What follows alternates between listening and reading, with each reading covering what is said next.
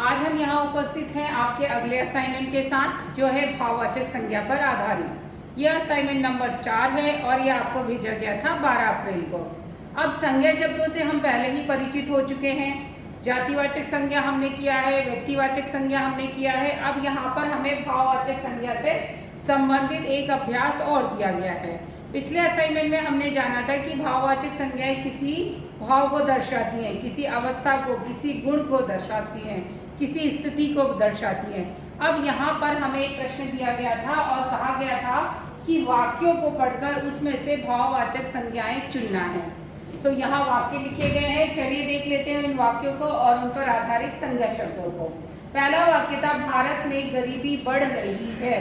तो यहाँ पर गरीबी एक स्थिति को दर्शा रहा है, तो ये हुआ भाववाचक संज्ञा। दूसरा वाक्य, मेरा बचपन खेलकूद में बीता। तो यहाँ पर बचपन शब्द एक उम्र की अवस्था को दर्शा रहा है, तो यह भाववाचक संज्ञा।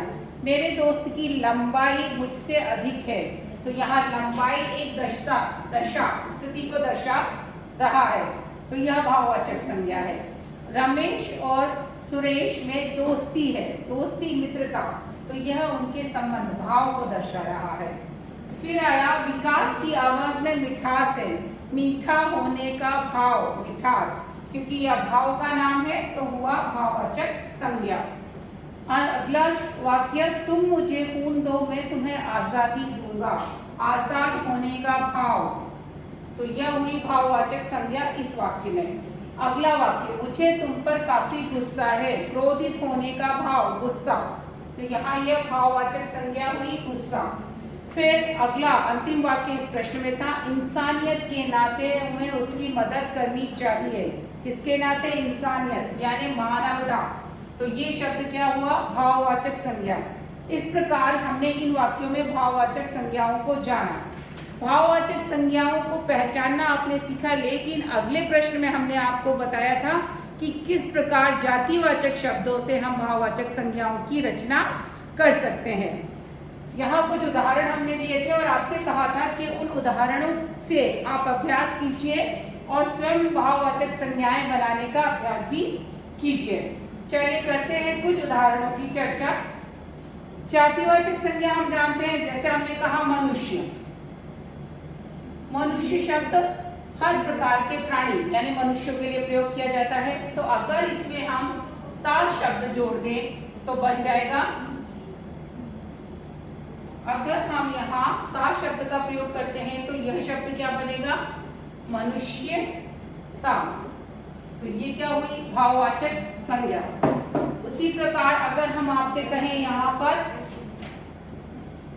मित्र, कई सारे मित्र हैं, हो सकता है आपके एक मित्र हो राम, श्याम, रहीम, मोहन, तो वो अलग अलग नाम व्यक्तिवाचक है, लेकिन वो सारे मित्रों का समूह मित्र, और उसमें अगर हम ता शब्द जोड़ेंगे तो वो बन जाएगा मित्रता।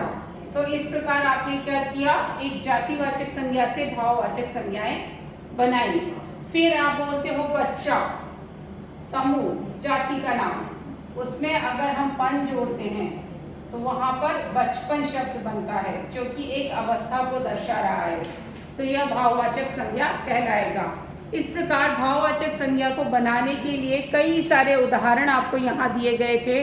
कई बार यह भाववाचक संज्ञाओं का निर्माण करते समय मात्राओं का लोप हो जाता है, शब्दों में कुछ संक्षिप्त छोटे परिवर्तन होते हैं, लेकिन वे किस प्रकार होते हैं उसके लिए आप इसका अध्ययन भली प्रकार कर सकते हैं। तो यह शब्दों का प्रयोग आगे की कक्षाओं में आपके व्याकरण की पाठ्य पुस्तक को जब आप स्टडी करोगे तो आप और भी भली प्रकार समझ पाओगे। इसके लिए आपको दिया गया वीडियो लिंक भी गो थ्रू करना है।